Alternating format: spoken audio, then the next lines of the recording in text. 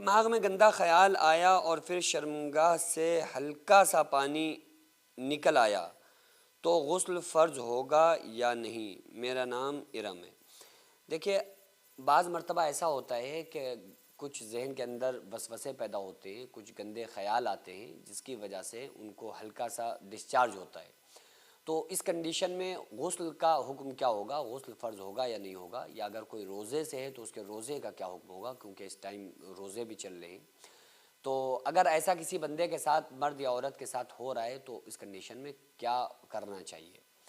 دیکھیے، جو ڈسچارج ہوتا ہے اس کی 3 قسمیں بتائی گئی ہیں، اور ان 3 قسموں کا سمجھنا بہت ضروری ہے اگر آپ پاک رہتے ہیں، کیونکہ یہ 3 قسموں کو آپ سمجھ لیں تو آپ کے لیے بڑی آسانی ہو جائے گی کہ کب ہمارے اوپر غسل فرض ہوگا اور کس نجاست کے نکلنے سے، کس پانی کے ڈسچارج ہونے سے ہمارے اوپر غسل فرض نہیں ہوگا۔ یہ مردوں کو بھی سمجھ لینا چاہیے اور عورتوں کو بھی سمجھ لینا چاہیے۔ اکثر نوجوان لڑکیوں کے ساتھ بھی یہ معاملہ ہوتا رہتا ہے۔ تو دیکھیے، 3 چیزیں ہیں۔ پہلی چیز جس کو منی کہتے ہیں، دوسری چیز جس کو مزی کہتے ہیں، تیسری چیز جس کو ودی کہتے ہیں۔ یہ وہ 3 قسمیں ہیں جو شرمگاہ سے پانی، جس پانی کا جو ڈسچارج ہوتا ہے اس کی یہ 3 قسمیں۔ تو اس میں کس سے غسل فرض ہوگا، کس سے غسل نہیں فرض ہوگا، یہ سمجھ لیجئے۔ اور ہمیں کیسے پتہ چلے گا کہ منی کا ڈسچارج ہوا ہے یا مزی یا ودی کا ڈسچارج ہوا ہے؟ دیکھیے، منی کے نکلنے سے غسل فرض ہو جاتا ہے۔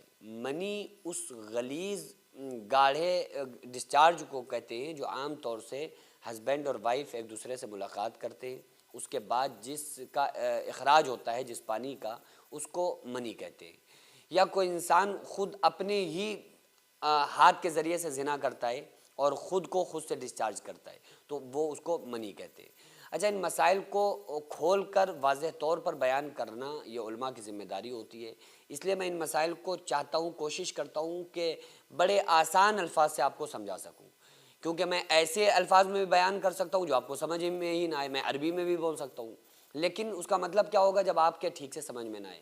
تو اس پر بعض لوگ پھر انگشتمائی کرنے لگتے ہیں کہ لو یہ جی کیسی بات کر رہے ہیں، کس طرح سے بات کر رہے ہیں۔ بھائی، یہ دین کے مسئلے ہیں، اس کا جاننا بہت ضروری ہوتا ہے، ورنہ پھر نوجوان طبقے کو جو لوگ ہیں، لڑکیاں ہیں، لڑکے ہیں، ان کو پاکی ناپاکی سے ریلیٹڈ مسئلے پتہ ہی نہیں ہوں گے تو کیسا ان کا غسل ہوگا، کیسے وہ وضو کریں گی، کیسے وہ پاک رہیں گی؟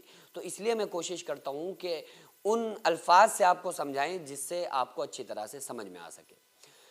تو جو عام طور سے ہسبینڈ وائف ایک دوسرے سے ملاقات کرتے ہیں، اس کے بعد جس پانی کا ڈسچارج ہوتا ہے اس کو منی کہتے ہیں، ٹھیک ہے۔ مزی عام طور سے اس وقت ڈسچارج ہوتا ہے مزی کا جس ٹائم ذہن کے اندر گندے خیال آئے، وسوسے پیدا ہو گئے اور ہلکا سا پانی خارج ہو گیا، نکل آیا، تو اس کو کہتے ہیں مزی۔ اس کے نکلنے سے غسل فرض نہیں ہوتا ہے، یعنی انسان ناپاک نہیں ہوگا۔ کیا اس کا حکم ہوگا میں بھی آپ کو بتاؤں گا۔ تیسرا ہوتا ہے ودی۔ یہ بھی مزی کی ایک قسم ہے، یعنی پیشاب کرنے کے بعد بھی عام طور سے مزی یا ودی آ جاتی ہے۔ پیشاب کر کے آپ کھڑے ہوئے، آپ کو لگا کہ ہلکا سا قطرہ آ گیا تو اس ٹائم بھی مزی یا ودی وغیرہ آ جاتی ہے، تو اس سے بھی غسل فرض نہیں ہوگا۔ ودی کے نکلنے سے بھی انسان کے اوپر غسل فرض نہیں ہوتا ہے۔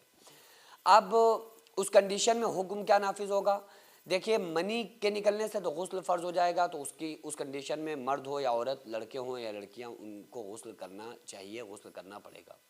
اور مزی کے نکلنے سے کہ ذہن میں وسوسے آ گئے، خیال آ گئے، ہلکا سا پانی آ گیا، تو اس سے غسل فرض نہیں ہوگا۔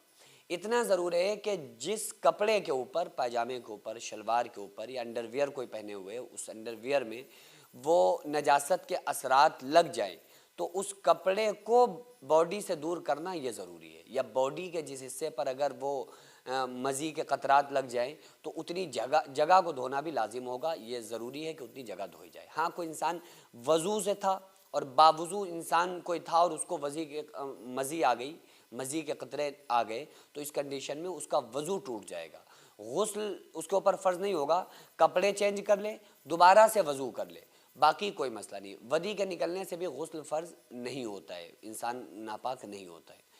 تو یہ عام طور سے وہ مسائل ہیں جو طہارت سے ریلیٹڈ ہیں، اس لیے ان مسائل کو سیکھنا ہم لوگوں کے لیے بہت ضروری ہوتا ہے۔ عید ایک خوشیوں کا تہوار ہے، اور یہ عید جب ہی مکمل ہوتی ہے جب ہم اپنی خوشی کے ساتھ ساتھ اپنے غریب بہن بھائی اور غریب فیملیز کو بھی اپنی خوشی میں شامل کرتے ہیں۔ اس عید پر ہمارا مقصد ہے کہ ہر غریب گھر میں خوشی پہنچے اور ہر بچے کے چہرے پر مسکراہٹ ہو۔ اس لیے ہم نے یہ ارادہ کیا ہے کہ آنے والی عید پر ہر غریب کے گھر میں وہ تمام ضرورت کے سامان موجود ہوں جس سے خوشیاں حاصل کی جاتی ہیں۔ اس بار انشاءاللہ ہر غریب فیملیز میں ہر غریب انسان کو ہماری سوسائٹی کی طرف سے ایک ایسا تحفہ دیا جائے گا، ایک ایسا گفٹ دیا جائے گا جس کے اندر ضرورت کے تمام سامان موجود ہوں گے، جس باکس کی قیمت تقریباً 520 روپے ہوگی۔ تو آپ سے خصوصی گزارش ہے کہ اس نیک کام میں دل کھول کر حصہ لیں۔ آپ کی چھوٹی سی مدد کسی کے لیے بڑی خوشی بن سکتی ہے اور غریب چھوٹے چھوٹے بچوں کے چہروں کے اوپر عید کے دن مسکراہٹ لا سکتی ہے۔ اگر آپ اپنی طرف سے کسی غریب گھر میں خوشی کا پیغام پہنچانا چاہتے ہیں تو پھر آپ سے گزارش ہے کہ ایک کٹ آپ ضرور خرید کر دیجئے